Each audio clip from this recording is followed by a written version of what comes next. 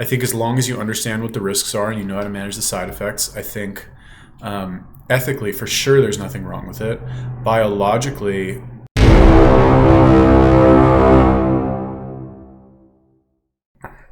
what's up, guys? In this video, we're going to talk a little bit about testosterone replacement therapy and why I don't think we should call it TRT or testosterone replacement therapy anymore.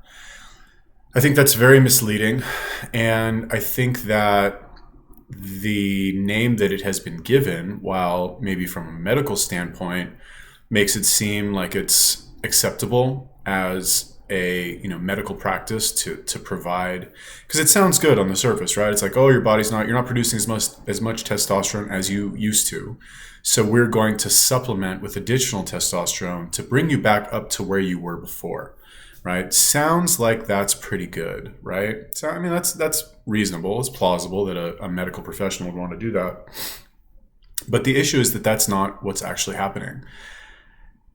Doctors are prescribing, a low dose of TRT is around 100 milligrams per week.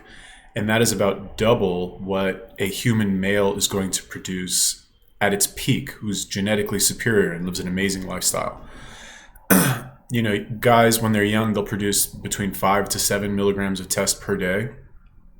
So if we multiply that times 7, that's between 35 and 49 milligrams of test per week. Now, even if some of the test is getting lost in the conversion process from the estered form, I think it's called, enanthate or cypionate or whatever you're taking, to the actual just pure test that your body's going to break down and use. Even if some of that is lost, there's no way that 50% of it is lost. I find that very hard to believe. I think I've heard More Plates, More Dates talk about how it's something like 20%, and even that's high. Or at least I remember that the way that he said it made it seem like it was a high estimate. Whatever, it doesn't matter.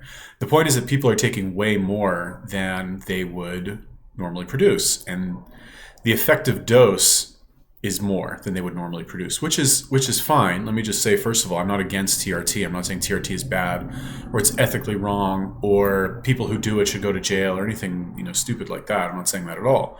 I think TRT is great. I think you could make the case for every man in the world to be on TRT, from 2022 on, 25 on. I think you could definitely make that case.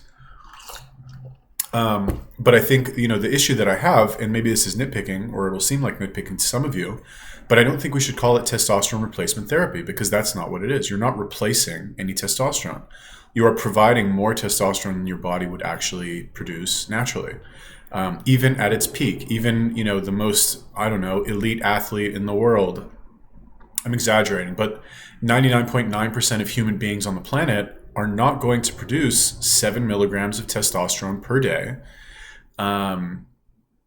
They're just not going to for an extended period of time. It's not going to happen. And I think that's really the issue. Or that's not the issue, but the issue is that people are calling it testosterone replacement therapy when what it really is should be called supplemental testosterone therapy or something like that. But because of the taboo / illegal nature of doing steroids, it's not called that, right? If it was, it's kind of strange in the medical community where if you have an illness and you need a medication, you can get that medication as long as a doctor says it's okay. But if you're normal and you don't have an official illness, as defined by a doctor, I guess, but that same medication would improve your life and make your life better, you can't get that medication. You have to go be diagnosed by a doctor. And it's kind of strange, right? It's like, what's the issue with testosterone replacement therapy is that if you are within the normal range, right, of testosterone, which is, let's just say for the sake of argument, you go to a TRT clinic and they'll say, okay, the normal range is between 400 and 1100, let's say. So if you're below 400, you can get TRT, and you can get 175 or 150 or even 100 milligrams of test per week prescribed to you by a doctor, which is, like I said, 100 is low, 200 is high, 150, most doctors don't know what they're doing. So it's possible that they will give you a high dose because they just have no idea. But let's say 150, right? You can get, if your testosterone levels are 300 you know, if normal is between 400 and 1100, if yours are 300, you can get triple the amount of testosterone that your body would produce naturally, which will bump you up to like 1100. Makes sense, fine. But if your levels are 500, you know, between 400 to 1000, you're at 500, so you're just beyond, you know, you're healthy, quote unquote. If your levels are 500, you can't get that. So that doesn't really make any sense. It's like you have to be sick, you have to have a problem in order for you to get this thing that will make you, you know, way healthier than normal, let's call it. I'm using the term healthy loosely there, but you get what I'm saying, right? When in reality, what they should say is that, okay, if your levels are below, you know, whatever 150 milligrams a week would give you, then we can give you 150 milligrams a week. And by that definition, everybody's levels are going to be low. I don't think this whole like levels, you know, between 400 to 1100, I don't think that's a good gauge of whether or not you should be on TRT anyway. But it's another video for another time. So anyway, the point is that doesn't really make sense. You know what I mean? And I think the issue is that we're all looking at testosterone replacement therapy through this lens of like, oh, there's something wrong with you, so then we're going to prescribe this medication so that you're normal. When in reality, what it really is that we want to make you better than normal, or we want to be better than normal, so let's take this thing that is normally prescribed as like a Band-Aid or a way to fix a problem, when in reality, it works really well for normal people also, who just want to be like, instead of normal, being amazing. Does that make sense? What's the one sentence explanation for this? Is that TRT is not medicinal. It's therapeutic, I guess, if that makes sense. That's probably not the best way to put it. Anyway, the point is this: is that you should be able to take TRT if you want without a doctor's prescription. Really, you should. Bottom line. In my opinion, I think everybody should have access to it as long as they are educated on how to manage the side effects, because there are side effects, but they're very mild, in my opinion, and they can be completely managed if you are, you know, with a little bit of planning. The reason I'm even making this video is because in the live stream I did today, somebody asked me, you know, he's 24 years old, and he's like, should I go on TRT? Should I wait? What do you think I should do? And when he first asked me that question, I didn't know how to answer it. I didn't know. I didn't have an answer. Strangely, I was kind of caught off guard. Even though it's a very basic question, right? Like, you're 24 years old. You could make the argument that your body is pretty much fully formed. You know, you're not going to do any.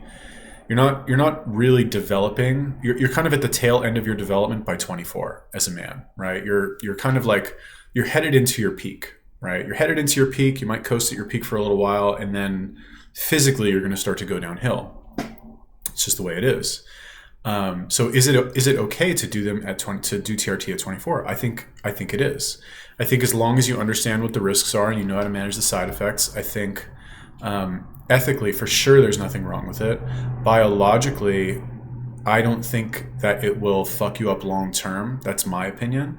I don't think so. Again, like I said, as long as your diet is on point, you have a healthy lifestyle, you know, open for interpretation what a healthy lifestyle is, but I guess let's define that. As long as you are exercising every day or 5 times a week, and your diet is clean and you're eating mostly clean, natural foods, you don't drink alcohol to excess, you're not smoking cigarettes, you're not doing drugs, you know, you're supplementing with actual supplements and vitamins and all those other things.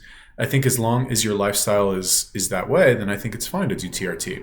And I know you can make the argument, okay, you can do like TRT can be the thing that jumpstarts all of these healthy behaviors for you. There's definitely some merit to that as well. I'm not saying you have to be healthy before you do TRT. Ideally, you would be, but you know, if you're fat and out of shape and you eat like shit and you don't go to the gym, it's possible that TRT will kind of give you that initial boost in motivation that will get you to start doing those things. It's possible for sure. I could definitely see that being the case because you're doing, you know, it's a very meaningful act to inject testosterone. It is. Like, it's not a normal thing to do. It's not. And you feel, you're very aware of what you're doing, where you're like, okay, this is something that needs to be, at least in my opinion, this is how I feel about it.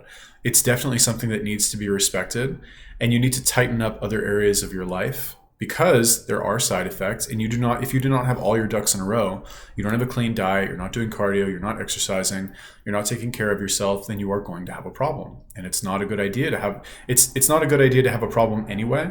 And it's really not a good idea to have a problem when you're injecting fucking extra doses of hormones that will, make that could potentially cause problems, I guess.